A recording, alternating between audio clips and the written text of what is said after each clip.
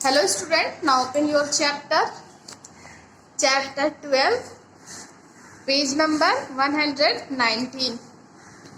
Types of friction. घर्षण के प्रकार। स्टूडेंट, घर्षण बल 3 प्रकार का होता है: स्थिर घर्षण, सीमित घर्षण और गतिज घर्षण। पॉइंट नंबर फर्स्ट है स्थैतिक घर्षण। जब एक पिंड दूसरे की सतह पर गति करता है लेकिन वास्तविक गति शुरू नहीं हुई है तो वह विरोधी बल खेल में आता है, जिसे स्थैतिक घर्षण कहा जाता है। यह एक पिंड की गति को रोकता है और दो पिंडों को एक दूसरे पर फिसलने की अनुमति नहीं देता है। ध्यान दें कि स्थैतिक घर्षण अपने आप में मौजूद नहीं है। जब कोई लागू बल नहीं होता है तो कोई स्थैतिक घर्षण नहीं होता है। यह तभी चलन में आता है जब किसी वस्तु पर लगाया गया बल मौजूद होता है। पॉइंट नंबर सेकंड है लिमिटिंग फ्रैक्शन मीन्स सीमित घर्षण। यदि आप एक भारी बॉक्स को एक स्थान से दूसरे स्थान पर ले जाते हैं तो घर्षण को दूर करने के लिए आवश्यक बल तुरंत बॉक्स आराम के यानी कि इस विराम से गति करना शुरू कर देता है। घर्षण को सीमित करने का उपाय है इस अवस्था में स्थैतिक घर्षण अधिकतम होता है। स्थैतिक घर्षण के इस अधिकतम मान को सीमित घर्षण कहते हैं। इसलिए घर्षण को सीमित करना अधिकतम विरोधी बल है जो खेल में आता है जब एक शरीर दूसरे शरीर की सतह पर जाने के कगार पर होता है।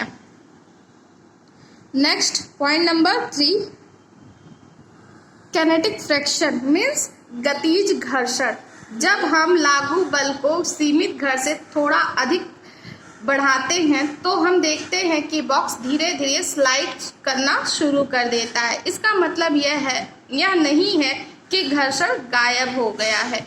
इसका केवल इतना अर्थ है कि लगाया गया बल अब सीमित घर्षण बल से अधिक है। इस अवस्था में घर्षण बल को गतिज घर्षण कहते हैं। इसलिए गतिज घर्षण वह विरोधी बल है जो तब काम आता है जब एक पिंड वास्तव में दूसरे पिंड की सतह पर घूम रहा होता है। गतिज घर्षण 2 प्रकार के होते हैं: फिसलने वाला घर्षण और रोलिंग घर्षण। पॉइंट ए है सरकना घर्षण, सरकने वाला घर्षण। जब एक वस्तु वास्तव में दूसरे वस्तु की सतह पर फिसलती है तो वह विरोधी बल कार्य करता है, नॉट ऑन योर पेज, जिसे हम फिसलने वाला घर्षण कहते हैं। पॉइंट नंबर बी है रोलिंग फ्रैक्शन, रोलिंग घर्षण।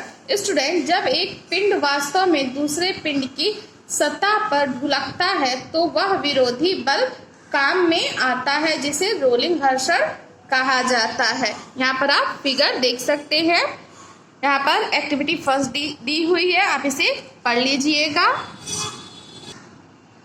स्टूडेंट, जब भी संभव हो फिसलने वाले घर्षण को रोलिंग घर्षण से बदल दिया जाता है। यह पहियों, बॉल बेयरिंग, रोलर बेयरिंग आदि का उपयोग करके प्राप्त किया जाता है। बच्चे साहसिक गति को महसूस करने के लिए रोलर स्केट्स खेलते हैं। रोलर स्केट्स में छोटे पहिए होते हैं। इन पहियों में बहुत कम रोलिंग घर्षण होता है और स्केटर की तेज गति में मदद करता है। स्टूडेंट, आजकल सूटकेस और बैग छोटे पहियों के साथ प्रदान किए जाते हैं। इन पहियों में बहुत कम रोलिंग घर्षण होता है। यही कारण है कि रोलर्स से लगे सूटकेस को खींचना सुविधाजनक होता है। Okay student, tomorrow will be continue. Thank you.